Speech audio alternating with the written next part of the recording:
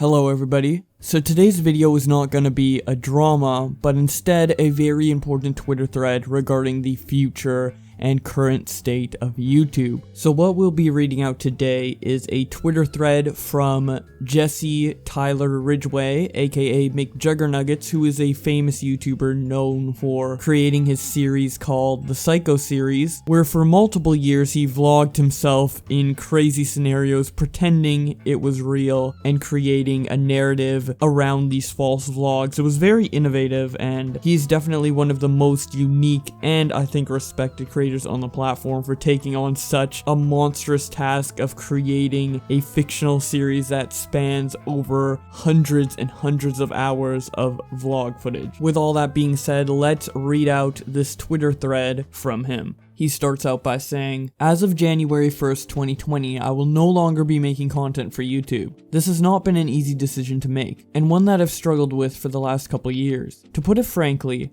I can no longer support a platform that doesn't have my best interests at heart. Instead, I will be releasing all content on Storyfire. Allow me to explain in a Twitter thread that will hopefully enlighten you as to why I'm making this decision. And also note that I will always be eternally grateful for the opportunity YouTube has given me. I'm going to be presenting financial insights from my YouTube channel as well as analytics from Storyfire. By no means am I complaining about the dollar amounts in general, but comparatively, given the amount of value I'm bringing to the platform, this is more for creators. At the start of 2017, I had over 500 videos demonetized on the platform. Revenue dropped over 90%. I've seen complete episodes from my series removed from YouTube without warning. Communication with YouTube has been non-existent. Sad that the only somewhat promising way to get in touch with YouTube support is on a completely different platform, Twitter via Team YouTube. Usually, a cookie-cutter response. It's almost impossible to actually connect with fans on YouTube. That too, best done off-platform. Here's the earnings on a single video from 2 days ago. $233 for 150k views. This had 4 mid-roll ads, was a 30-minute video, and commanded a large amount of watch time. How the fuck does this seem fair? I spent that on the video itself. Trains to New York City, food, etc. It took 24 hours. In other words, with traveling, food, setup, filming, editing, etc., and taking 24 hours, I could have worked at McDonald's for $10 an hour and made more than the commanding audience of over 150,000 people. Truly think about that number. Citizens Bank Park in Philly holds 43,000 people at capacity. This is 3 times that. The revenue disparity for commanding comparable levels of attention is astounding. Understanding viewers are watching for free, but that ad rev is abysmal compared to what I know Google is taking in. Let's scale that a little further. Here is one of my best months during the Psycho series. 83 million views in 30 days, which netted less than $1 per 1,000 views. Would love to see another YouTuber with comparable viewership share their analytics for a month. Tag them. Those videos were over 30 minutes in length, with most having over 4 mid-roll ads. There's no reason for that low ad rev, yes, it's a fuck ton of money, compared to that amount of watch time / views. Now if you don't believe me, let me show you some Storyfire analytics. Below are Storyfire earnings and CPMs. Notice that it is 9 to 10 times that of YouTube's. And we're still a relatively new company. So why is Google with billions in revenue stifling CPM? Also note that these are for impressions, not views. So the views would technically be less. So taking the video I sampled earlier that received 150k views and made $230, my 3 times shorter video on Storyfire made 400 off of only 30k views. That's almost twice the amount of revenue with a shorter video that only got 1/5 of the views. Not to mention, I had creative freedom. My biggest problem with YouTube is as a storyteller, I cannot create what I want to create and be compensated fairly for it. Here's my episodic drama, my virtual escape, which I took home a streamy for, and did very well view-wise per episode. Every single episode of this narrative was demonetized. The pilot is age restricted. I lost well over $30,000 on this series and made nothing. Yet this is my best work. Meanwhile, YouTube Premium has a series that has cursing, drugs, fights, etc. no fucking support. It's complete hypocrisy that YouTube Premium shows can have premium ads and support, while my show gets demonetized and age restricted. This is all my content now. I cannot do anything. YouTube has stripped my creative license, or should I say, all of their AI and algorithms did. Let's talk about notifications, shall we? YouTube does not push out our videos anymore. I have 100% confirmed evidence that they not only stagger notifications days later, but even don't send notifications at all. This is for people that have the bell set on and is set to always. This video was pushed 3 days later. Picture on the left shows the notification being received on September 7th. The picture on the right shows the video being published on September 4th. Views were suppressed and notifications were not sent out. No statement from YouTube. If anything, they deny it. YouTube Rewind 2018 is still the most disliked video on all of YouTube. Why? Because they are so out of touch with their community. No love for the actual creators that were blowing up in that year, or that helped shape the platform. They did not fit their social agenda. Also, just yesterday, they completely stripped the live subscriber count. This was blatantly against the wishes of the entire YouTube community. Why? Because they don't care. They are a corporation. They do not care about the individual creators. It's about the bottom line. In my 13 years on YouTube, I've never once felt actually valued by them. The play buttons were great, but then realizing that the letters weren't personalized and just another cookie cutter facade, no real contact from anyone, the heart of the platform is gone, and so am I. The feeling I have reminds me of being in college, accumulating debt in some structured for-profit machine, or working a job for a boss/company I don't agree with or feel undervalued by. This is that. Just like how I wanted to drop out, and every time I quit those jobs, the fire returned. I am done sitting idly by while these giant tech companies suck all the value out of us for scraps in return. We are being taken advantage of in many ways, and the monopolies are ripe. Be the change you wish to see in the world. This is why I'm going all in on Storyfire. I make way more revenue for my art. I do not have to sacrifice my creative freedoms, and our notifications and communities is strong as ever. Tag every creator in this thread. Please share this around. It's important we come together. I'm tired of creators being afraid to speak out. You never know if your views will be suppressed. YouTube will be broken on a given day, or you can't freely express yourself. Don't even get me started on how they applied the demonetization AI, targeting anything with LGBT in it, purposely banning all conservative channels just because YouTube doesn't agree with it, having machine learning intelligence that actually reads every single pixel of your fucking face.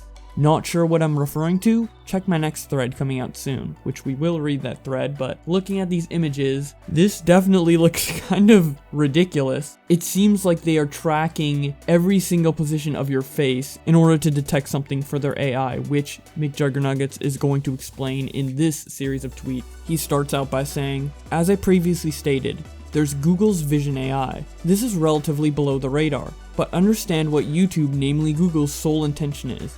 We are unknowingly building Big Brother, the world's largest mass of centralized intelligence. They have data profiles." He then shows some images from, I assume, a website that explains this AI. It says, "Vision AI, derive insights from your images in the cloud or at the edge with Auto ML Vision, or use pre-trained vision API models to detect emotion, understand text, and more." McJuggernuggets continues by saying, "They have data profiles on all of us. Complex algorithms tracking every little detail. I mean seriously, those coordinates are tracking eye and eyebrow positions to denote feelings. What is the purpose of this? One is employed in reading content. So if dad has angry eyebrows, they could suppress." Then he shows an image from that same website that shows the intention of the AI. Now, according to the website, there are 3 main intentions. The first one reads off, "Understand text and act on it. Vision API uses OCR to detect text within images in more than 50 languages and various file types. It's also part of Document Understanding AI, which lets you process millions of documents quickly and automate business workflows." The second one, detect explicit content. Vision API can review your images using safe search and estimate the likelihood that any given image includes adult content, violence, and more.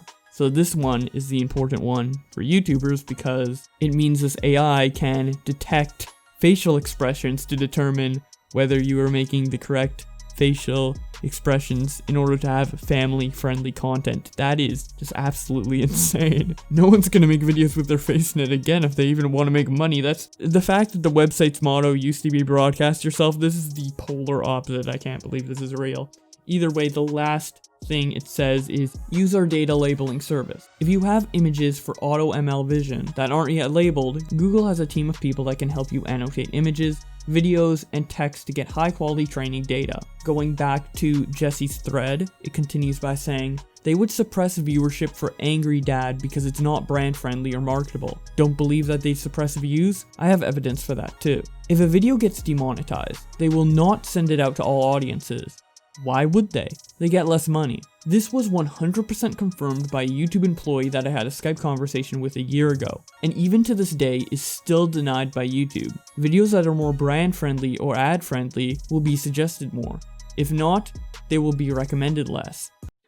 Are the videos that are the best in terms of the advertiser's eyes, are they then pushed more by YouTube? Well, that goes back to the whole idea of the systems really working separately. Like, we have two different teams that don't even sit together that work on each of the systems. But I do think that, like, videos that are more brand friendly and 100% brand friendly, and they are clean in general, they have a potential to be suggested against simply more content. So from that standpoint, if a video is dinged with a yellow icon, it's likely to be suggested less against a video about kids or a video that is 100% brand safe. And that's when you could be pulling in less viewership than normal. Jesse's thread continues by saying, my channel is sandbagged and labeled on YouTube's backend as a mature channel.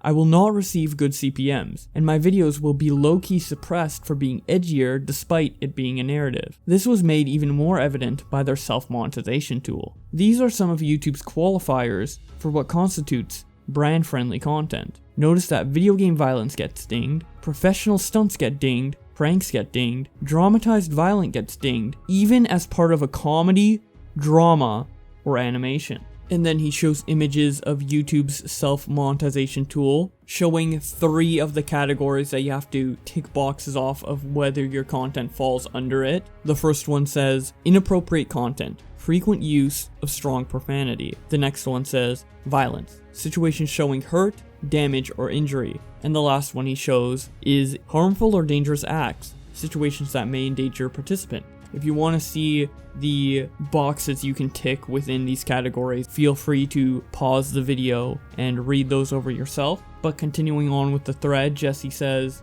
what's even crazier is that even videos that appear to be monetized are actually suppressed given that they are not ad-friendly on all accounts. Here is proof that one of my videos that is confirmed green by manual review, yet it says limited ads for dramatized violence. And as confirmed in the YouTube employee clip, if there's limited ads or less brand friendly, the video will not be suggested. Here's a crazy screenshot of fellow YouTuber, Kid Behind the Camera, as he has had prank in his title, views suppressed. Then he removes prank and views go up. That's right, YouTube killed all prank channels. So Roman Atwood, Jesse, and Fuzi, who made the platform years ago, all were forced out of that style. Similar to Leafy is Here and Rice Gum being suppressed towards mid-2016 as YouTube changed against them. Still not convinced? YouTube has even done this with YouTubers' channel names. McJuggernuggets in your title has led to demonetization and suppression. Here's evidence of this from Kid Behind the Camera. Took mine and Lance Stewart's name out and views shot up. He then shows proof of this again and it seems like his views actually doubled once he took McJuggernuggets and Lance Stewart out of the title. And I actually can say I have experienced this in particular firsthand. I've done a lot of videos in the past on I'm Alex, and I'm Alex is a YouTuber who was also flagged for demonetization. So what I did in my 4th I'm Alex video is that instead of typing his username properly, which is I'm and then Alex with 2 L's and 2 X's, I did I'm Alex with only 1 L, and it automatically got monetized because it didn't get flagged for demonetization because I spelled his username wrong. All the other I'm Alex videos where his username is spelled properly are demonetized, so food for thought. Continuing on, Jesse says, don't get me started on YouTube wrongfully terminating channels, or even the copyright claim debacle. Referencing that YouTube rep again, their company is divided into so many fractured teams, it's hard to sense any sort of clear guidance or direction. It's a multi-headed beast. The most frustrating thing about all of this is YouTube has not been listening to its creators, and has not been transparent with communication at all. We are always left with the consequences. The creators make the platform. Do I need to bring up what happened with Vine? it still kills me to think that an aspiring creator won't be able to make YouTube their career. They've made it increasingly more difficult. To think that someone who gets 200k views per video and has 4 million subscribers could be struggling, made $2,000 in August. The rest was backlog. There will be a lengthy video detailing all of this and more in a few weeks. It's seriously a shame that this is how things turned out, but I couldn't be more excited for the future of Storyfire, a true platform made by creators for creators. A creative platform should not be entirely run by corporate suits. They'll always care more about the business. I'll always support the creators, and what benefits the talent who pour their blood, sweat, and tears into their craft. I just want to conclude by saying, to all the fans, I love you. You have given me everything I could have dreamed of. To YouTube, thank you for giving me the opportunity to succeed at my passion, and bringing me all this way. I'll always be grateful for that. However, just know that I don't agree with everything. So yeah, he basically goes on to promote his app, Storyfire, which I did try to make an account so I could upload my videos onto it, but unfortunately, you have to win some sort of video contest in order to have the privilege to upload a video series, and even that might be limited in the amount of videos I can be in a series, so it really doesn't seem like the type of platform for my content. Regardless, I will leave it in the description below for those of you who would like to check it out. As for what was actually said in the thread, there was a lot of stuff I did know about, but a lot of stuff I actually didn't know about, like for example, videos somehow still being suppressed even after being given full monetization or supposed full monetization by YouTube. Not everybody has this self-monetization tool, which seems to be the only way to get this additional feedback from manual reviews. Usually you just click request review and then it gets approved or not without any additional notes. So if there's a possibility of videos on channels that don't have the self-monetization tool to actually get fully monetized supposedly and then have this underlying restriction on it due to like something they found in the manual review, that's pretty scummy on YouTube's part because it's just not being transparent at all. Although YouTube isn't really known for their transparency, that is pretty much what that whole thread was proving, but still kind of sucks that most of us didn't know about this because most people don't have the self-monetization tool yet. The way he also talks about the possibilities of the type of revenue us creators could be making does kind of suck a little bit because I just recently became a larger YouTuber. I wouldn't say I'm that big, but I definitely have a much bigger viewer base than I did in previous months. So I'm just kind of naturally used to getting this demonetization and not really receiving a lot of revenue, and I've received more revenue now than I ever have in the past. But the fact that I could potentially be earning more and that YouTube is holding me back kind of does suck in some sense, although I am very grateful for the viewership I have gotten. So it doesn't really bother me at all, but rather it's interesting that I could have the possibility of having more revenue if I were to blow up the same amount in years past. Also, that shit with the face tracking AI is whoa. That is pretty intense if it's actually being used to detect facial expressions for demonetization. I highly doubt that that is actually being used currently in the YouTube system for demonetization specifically. Probably is in the algorithm, but I think it's more for data tracking rather than demonetization. I mean, it would be pretty weird if they had to explain to people, hey, we demonetized you because you made a facial expression. That would be a little strange. I think the bot is just going based off of auto captions to detect bad words you say, and tags and titles and stuff along those lines. But even if it isn't in the algorithm right now to detect demonetization, it probably is in the algorithm period and could be used to detect demonetization in the future, which is definitely worrying. But hopefully McJuggerNugget's video that he said he will be making on this in the coming weeks will create enough backlash for YouTube to actually not go through with this and instead improve what is wrong with the demonetization system. I know that seems very unlikely to happen, but YouTube has been known to dial back on a couple things based off community feedback, YouTube Heroes being one of them, improving the 3-strike termination system is another,